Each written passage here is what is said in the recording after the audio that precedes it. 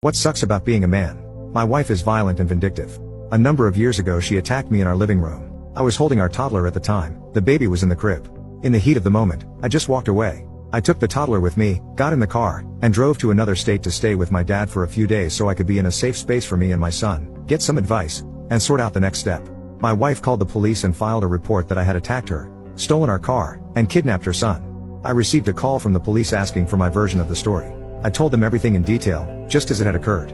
I was told I should return to New York immediately and check in with the local detective assigned to the case. I did as I was told, was arrested, spent the night in a jail cell, and was arraigned the next morning and charged with domestic violence. After posting bail, I returned to my dad's house while I searched for a new place to live and continued to try to sort out the next step in this new nightmare. A trial date was set, but in the meantime, I had no visitation rights with my children, a restraining order was placed against me, and I was not allowed to return home to get my things, my medical equipment. I had to recreate myself from scratch as an adult, buy a new wardrobe, find an apartment on my own, set up new bank accounts, figure out how to get my mail, all kinds of stuff you don't even think about until you've essentially been thrown out on the street. While awaiting a sentence, I was mandated to attend a domestic violence class on a weekly basis.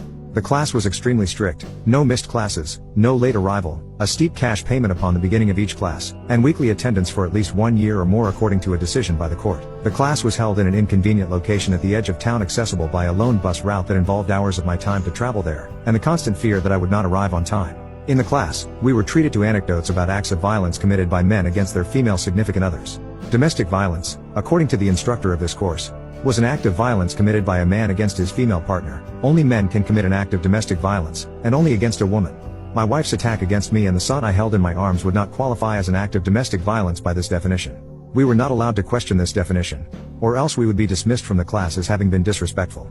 If we asked about a situation similar to mine, where the woman attacked the man, with or without provocation, we were called out for blaming the victim and threatened with dismissal.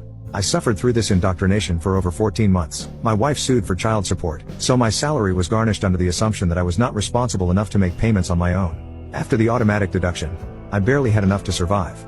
I did not have enough for my insulin co-pays, food, rent, travel money, etc., nor the required fee for my domestic violence course, so I made whatever choices I had to try to keep going. Sometimes I went without my medication.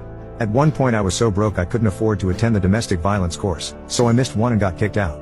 At my next court appearance, the judge threatened me with jail time if I did not resume, so I stopped taking my medication and started eating one small meal per day to try to keep my blood sugars in a safe range. I sued for visitation rights with my kids and won a couple of hours every other Saturday. Between the time the initial incident took place and the first time after that I saw my baby, he had taken his first steps, had his first birthday and was speaking his first words. I had missed all of it. Most weeks when I arrived to pick up my kids, my wife would be out, or she would pretend not to be home, so I didn't get to actually spend much time with my kids, despite the court order.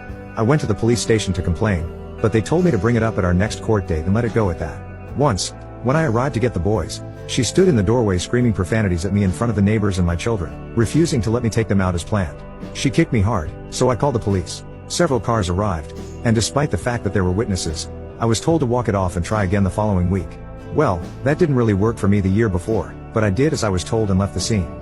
I am not a poor me kind of guy. I fought this whole charade as hard as I could. I talked to lawyers, joined a men's advocacy support group, and told everyone I could about the injustices that were taking place. One lawyer literally said, "I wish you could afford to hire me. I'd love to win this case in court." Eventually, I had my day in court. My lawyer said, "Plead guilty and take the punishment. You cannot win this, and if you plead not guilty and lose, the consequences will be far, far worse." I wrestled hard with the choice, but I eventually took his advice. I pleaded guilty to menacing in the 3rd degree and was mandated to take the domestic violence class for 1 more year, and nothing really changed except that I had to make a couple more court appearances to follow up with my attendance at the class. From then on my life was ruined. Getting and holding down a job is tough, but I'm optimistic for the future.